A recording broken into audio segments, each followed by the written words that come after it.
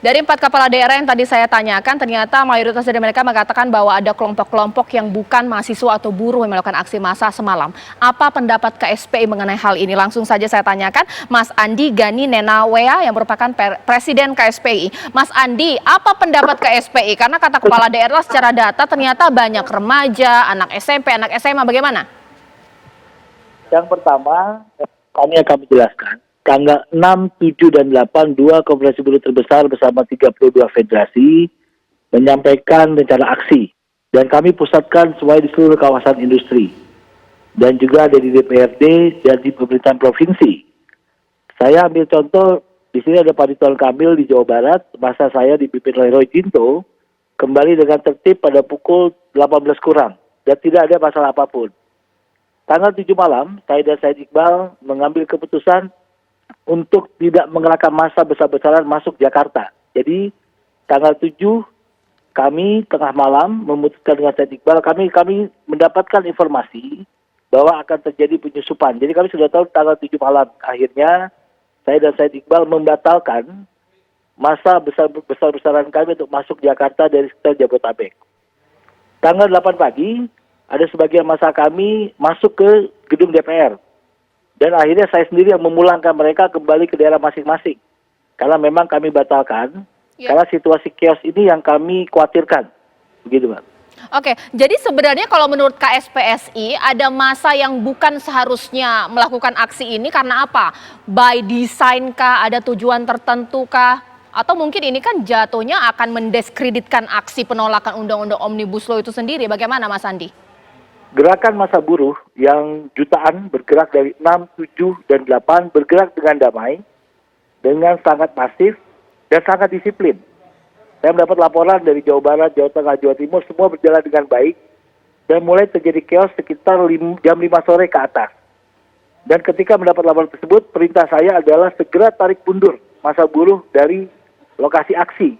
Dan itu terjadi di berbagai daerah. Karena itu, saya minta juga kepada Menko Polhukam yang menyampaikan bahwa ada dalang, ada yang membiayai. Saya pastikan saya menolak keras pernyataan Menko Polhukam kalau demo buruh yang dituduh. Tolong buktikan segera siapa yang membiayai dan mendalangi itu. Karena hanya satu kepentingan buruh. Masa depan mereka terancam. Itu karena itu saya minta kepada Menko Polhukam buka-bukaan aja. Jelaskan kepada kami. Yang dituduh yang mana? Yang melakukan perusakan atau demo buruh? Bagaimana mungkin saya dan Said Iqbal mengerahkan massa jutaan, dengan cara apa kita membiayai itu? Semua ini hanya satu kepentingan, masa depan buruh terancam. Itu yang membuat solidaritas para buruh bergerak masing-masing di daerah dengan sangat masif.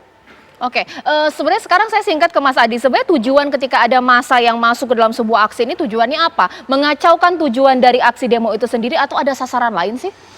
Ya tentu untuk menaikkan eskalasi demonstrasi, biar isunya dikomentari orang, menjadi viral dan lain-lain. Mendiskreditkan pemerintah, ada kan tidak upaya Salah satunya ingin mendiskreditkan pemerintah bahwa undang-undang yang dilahirkan ini adalah satu produk yang tidak merayat. Itu saja sih. Makanya kemudian ada aktor intelektual yang mendesain di situ. Oke, sekarang saya ke DKI Jakarta dulu, Pak Riza Patria. Mudah-mudahan ini saya bisa keluar gambarnya. Pak Riza Patria, masih dengar suara saya? Masih. Ya, Pak Riza, kalaulah di objek vital di ibu kota DKI Jakarta ini banyak sekali yang rusak ini, berarti yang rugi kan rakyat juga ya, karena dana yang digunakan ini dari pendapatan daerah, tapi untuk membenarkan sebuah tindakan yang sebenarnya tidak dibenarkan, anarkistis ini bagaimana Pak Wagub? Ya, jadi memang ini yang kami sesalkan ya, karena ada perusakan setidaknya 3 stasiun MRT dan 20 halte Transjakarta, belum lagi lampu merah, taman, pos polisi ya. Dan ini sangat merugikan masyarakat Jakarta karena rusak adalah fasilitas umum, fasilitas transportasi yang digunakan untuk kepentingan masyarakat semua yang berada di Jakarta. Dan kerugiannya ditaksir bisa mencapai 57 miliar bahkan bisa lebih dalam proses penghitungan kembali. Pak Wagub, namun kemungkinan ada aksi demo lagi tidak Pak Wagub? Alhamdulillah tadi malam langsung dibersihkan dan tadi subuh sudah bisa beroperasi dengan baik. Harapan kami tentu kami menyayangkan adanya pengerusakan fasilitas umum dan tindakan anarkis ya. Silakan bagi yang ingin demo dilakukan secara baik ya, tentu juga harus melakukan protokol kesehatan atau COVID. Karena tadi juga kami meninjau ke Polda juga kurang lebih ada 14 yang terpapar virus corona dan sudah kita tindak lanjuti. Baik, sekarang saya ke Jawa Barat dulu, Pak Ridwan Kamil. Tapi kalau misalnya melihat dari panasnya semalam dan juga beberapa hari dengan adanya perusakan, ada kemungkinan tidak bahwa akan ada demo susulan lagi yang kemudian bisa saja terjadi? Kalau demo susulan mungkin ada, tapi tidak dalam skala yang terkoordinasi lebih besar. Karena kan komitmen dari buruh hanya 3 hari. Dan itu mereka hormati. Tadi disampaikan betul, kalau buruh itu tertib. Jadi setelah tuntutannya dibacakan, itu jam 5 sore sudah nggak ada buruh. Makanya polisi sudah ngasih tahu kepada saya, biasanya Pak, kalau sudah jam 5 dan jam 6-nya maksa masih demo, itu biasanya pasti bukan buruh. Dan itu terbukti. Dan memang provokasi-provokasinya datang dari kelompok ketiga yang saya sampaikan, yaitu bukan mahasiswa dan bukan buruh. Kami juga ada mobil-mobil yang rusak ya. Kemudian juga trotoar, peralatan lalu lintas dan lain-lain kita bersihkan setiap malam. Bahkan itu pagar DPRD kan selalu rusak tuh setelah ada aksi, itu malamnya lembur sampai subuh diperbaiki dan dirusak lagi, kita perbaiki lagi, dirusak lagi. Jadi kita terus pokoknya memastikan bahwa situasi di kota terlihat rapi, bersih, walaupun ada pengerusakan demonstrasi seperti itu. Dan saya kira di era media sosial seperti hari ini Mbak, anak-anak sekolah apa itu memang mudah sangat berkomunikasikan dengan HP, dengan WA. Jadi pengkondisian itu saya kira ada yang memang terprovokasinya secara medsos, ada juga yang mungkin diatur secara intelektual. Iya. Kalau Bu Kofifa melihatnya bagaimana untuk konteks Jawa Timur ini? Masih adakah kemudian bara-bara yang kemudian bisa memicu lagi aksi demo susulan? Ya, kalau untuk serikat buruh, serikat pekerja, karena memang satu, mereka ingin diteruskan aspirasinya ke Presiden dan saya sudah mengikuti apa yang mereka inginkan. Kemudian kedua, mereka ingin dialog langsung dengan siapa pejabat Jakarta yang memungkinkan bisa menjawab berbagai hal yang mereka masih ingin dapatkan penjelasan detail.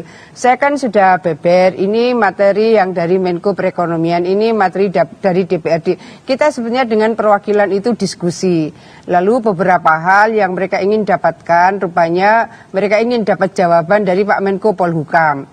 Jadi tadi malam saya pun langsung bertelepon ke Pak Mahfud, insya Allah awal minggu depan perwakilan dari buruh pekerja Jawa Timur akan diterima Pak Mahfud. Jadi kita sebetulnya sudah terkomunikasikan dengan baik bahwa masing-masing akan mencoba mencari titik temu yang memungkinkan bisa mengemban aspirasi itu dan mereka bisa mendapatkan penjelasan dari kemungkinan breakdown Undang-Undang Cipta Karya ini PP-nya bagaimana, kalau nanti ada kontrak kerja bagaimana, itu yang kami diskusikan tadi malam. Nah, ya seperti juga Jawa Barat, jadi langsung di Jawa Timur kami juga langsung panggil tukang las tuh Kang Emil.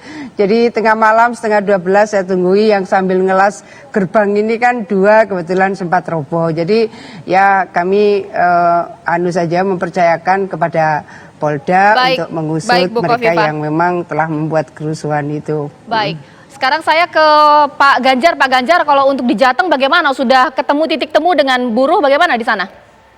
Ya, kejadiannya sama kok, mirip. Jadi saya kira yang buruh itu tertib. Sampai dengan tadi pagi, kemarin pagi saya berkeliling sepedaan masuk ke kawasan industri, mereka bekerja dengan baik. Lalu saya ngobrol masuk ke beberapa tempat, mereka oke-oke saja. Kok nggak demo lagi? Nggak apa, kan sudah disampaikan begitu. Nah, kami sekarang tinggal menyerahkan kepada kepolisian untuk menyelidiki lebih lanjut lagi. Dan kita sudah sampaikan, sudah rapatkan. Kebetulan kami tadi para gubernur juga bicara sama presiden, saya kira sudah jelas. Problemnya sudah diketahui, komunikasinya perlu, kontennya mesti ada. Maka beberapa organisasi tadi pagi sudah ketemu dengan Disnaker kami. Senin besok mau kita kumpulkan. Karena masih ada 35 RPP dan 5 perpres yang disiapkan, jadi kesempatan untuk mengisi secara detail apa yang dikehendaki. Baik, baik. Terima kasih Bapak-Bapak, terima kasih Bu Kofifa, Pak Gajah, Pak Ridwan Kamil, Pak Riza Patria. Kalau tadi sempat dikatakan bahwa buruh melakukan aksi selama 3 hari, tapi apakah sudah selesai, goalsnya sudah tercapai ketika sudah keluar aspirasinya, atau ada hal lain yang menjadi tuntutan dari Asosiasi Buruh? Sesaat lagi pemirsa di Apa Kabar Indonesia Malam.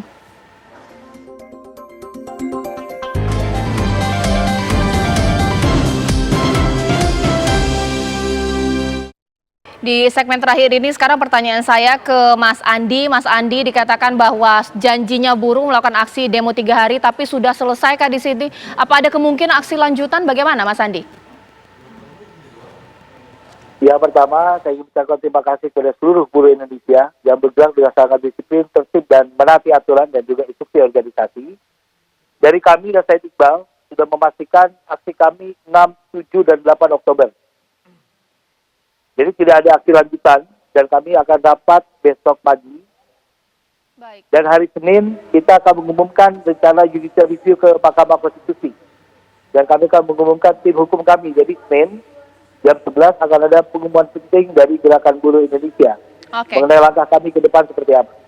Baik, seperti itu ya dari Asosiasi Buruh KSPSI. Sekarang kalau dari Mas Adi Praitno, kalau begitu dengan demo 3 hari yang cukup rusuh, kira-kira apa sih yang dia akan dilakukan oleh Presiden ini, bagaimana? Saya kira ini akan kontraproduktif. Kalau mau demo aja, bagian dari partisipasi politik. Yang penting jangan chaos, jangan rusuh.